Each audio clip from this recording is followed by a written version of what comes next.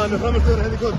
Ofboðslega ánægður með frammistöðuna og ánægður bara með orkun og kraftinn. Við vorum búin að sakna svona í 3 leiki í röð, þar sem við vorum kannski að komast upp með sigra þarna fyrir 2 leikina en ekki að spila eins og við vildum og þetta er liðið sem við viljum vera að tefla fram, skilur kraftinn og orkan.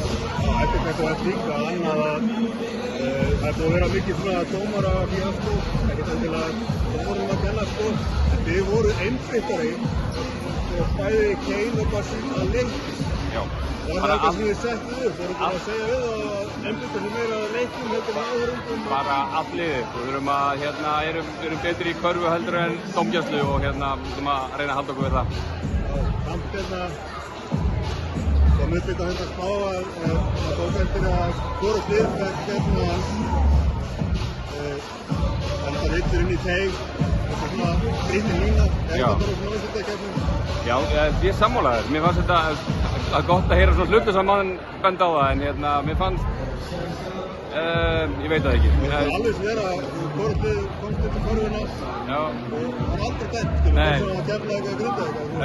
Alveg svona úrslita bara keppnis leikt, skilur, en mér fannst, já.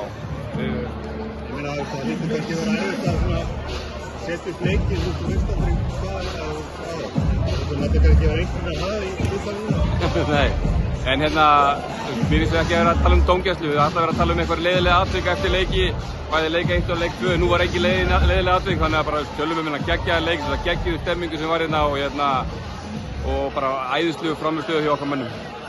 Við vorum að skjóta rosalega vel í fyrri hálfleik, 47%, móti 26% hjá keppnum, við vorum samt með 10 stigum eftir. Já, og það var víti, þegar við fengum 14 víti í fyrri hálfleik og það kannski kemur með orkustíðin í vörðinu okkar, en ástæðan fyrir við varum ekki meira yfir í hálfleik var að því að þeir fengu gríðarlega mörg víti og miklu fyrir heldur við.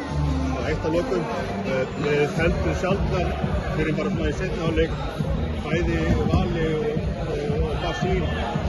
Var það sett upp að hafa svolítið herra liðin á vellinum saman?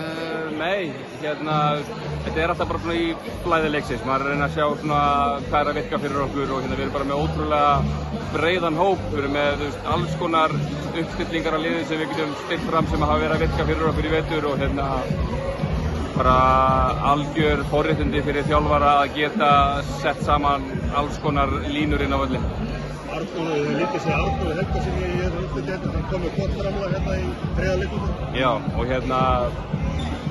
Arnór er geggjaður leikmaður og á framtíðina fyrir sér, 17 ára gamall og við erum alltaf að tala það og okkur langi að spila honum og svo bara spilast leikurinn einhvern veginn að við þurfum reynslu eða við þurfum eitthvað sem hann kemur ekki með. En bara hann hefur sýnt það í deildinni, hann hefur sýnt það í úrslitakeppni, hann er tilbúinn og klárlega overqualified 8. maður í liði og hann skilur það og við höfum eftir að sjá meira af honum í úrslitakeppninni. Það er frábært, bara gangi vel. Takk fyrir.